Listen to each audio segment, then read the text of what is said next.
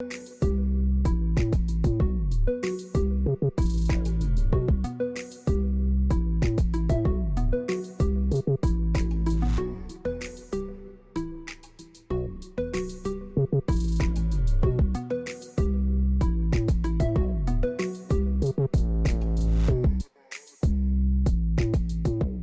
Thursday, July 11. We have lots to tell you today. Before we get into the news, the Department of Public Information has noted its error in a story that was carried on Wednesday, July 10, 2019. The story, which indicated the government's confidence in the Honorable Finance Minister Winston Jordan, had misquoted the Honorable Prime Minister Moses Nagamutu. It implied that the judge's decision was synonymous with judicial wrath. DPI sincerely regrets misquoting Prime Minister Nagamutu. The entire interview and the quote can be found on our website and social media platforms. Let's now tell you that the Honorable Prime Minister has described as prejudice the recent attacks by the opposition leader against land distribution to persons of African descent. The Honorable Prime Minister Moses Nagamutu has called out the opposition leader for making false accusations against the government, claiming the prejudiced distribution of land to persons of African descent.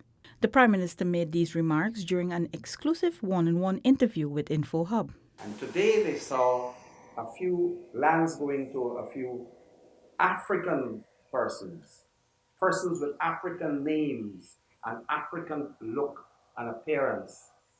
And they have come out and said government was hiving off the land in a corrupt manner. I believe that the PPP, the Jagdeo PPP, should hang its head in shame that they have helped themselves to state resources and gave to their friends. The opposition's elite, the Prime Minister stated, helped themselves to prime government lands on which some of them built mansions and resold at huge profits. I know about what happened with their friends. Irrespective of whether they were Indian or African, their cronies were given large swaths of lands.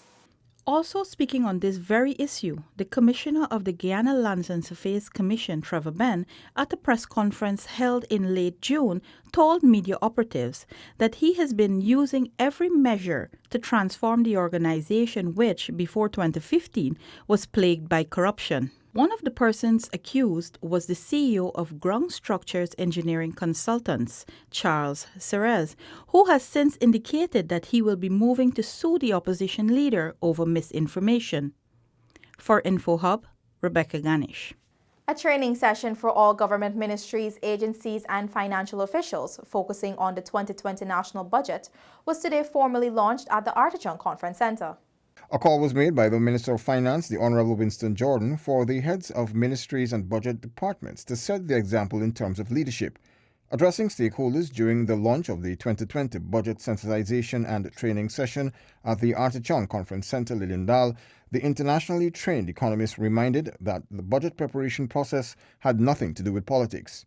There is a preparation stage within the budget agencies, consideration by the Ministry of Finance at the budget hearings, proposals to Cabinet, then proposals to Parliament, followed by the budget speech, parliamentary debate and consideration of the estimates. After passage of the budget, we move to the implementation of the budget, which includes monitoring and evaluation to ensure that performance is being tracked.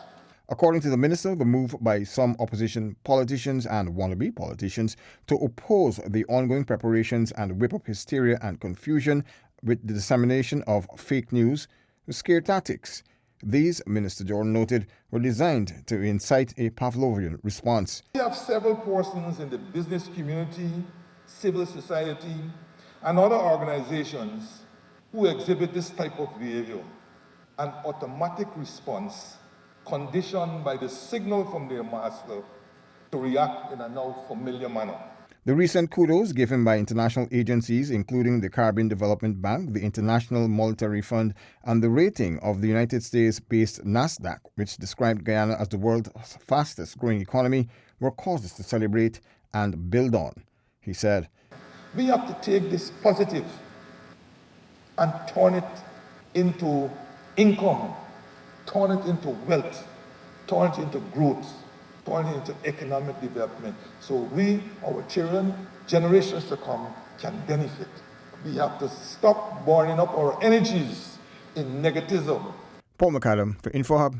Prime Minister Nagamootoo has provided clarification regarding the government's proposed amendment to the Narcotics Act, which could see the removal of custodial sentencing for persons caught in possession of 30 grams or less of marijuana.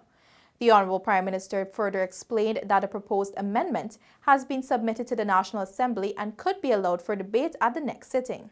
So that proposed amendment has been submitted to the National Assembly, and we are hoping that it will be placed on the notice paper so that it could be approved, debated and approved at the next possible sitting of the National Assembly.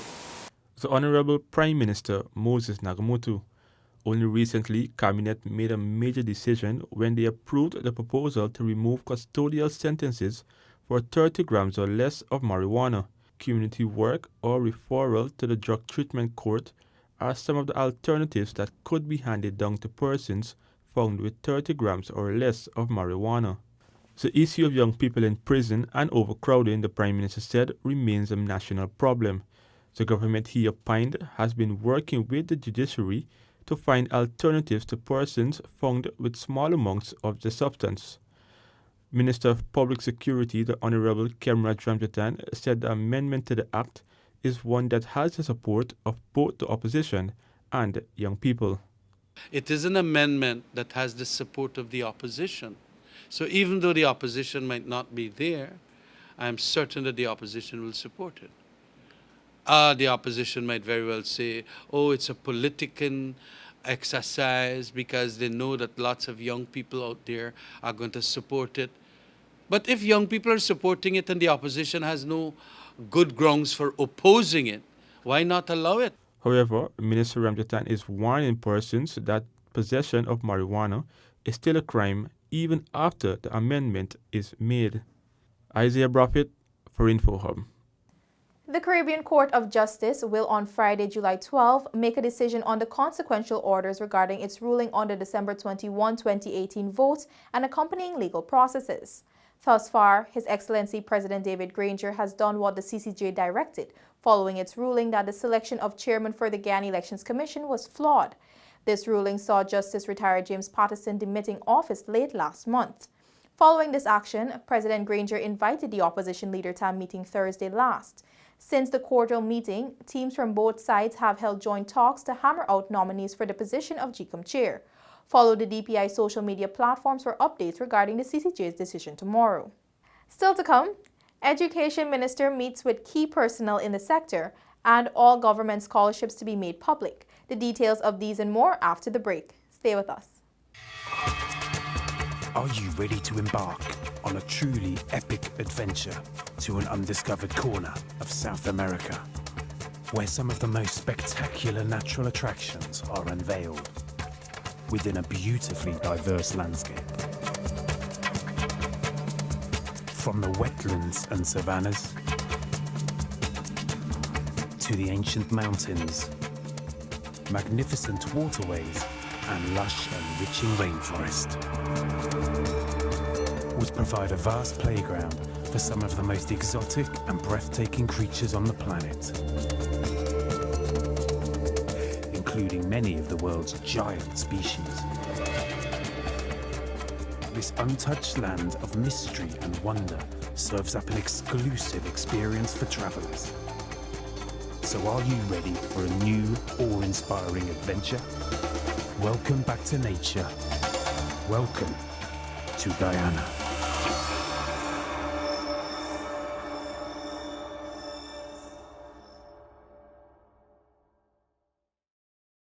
Welcome back.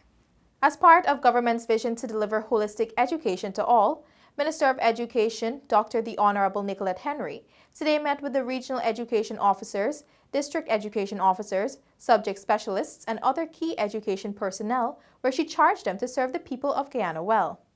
The meeting, which came on the heels of the closure of the school year, was geared at understanding the various regions' constraints, discussing ongoing projects and other matters which the Honorable Minister Henry believes are pertinent to the effective functioning of the ministry.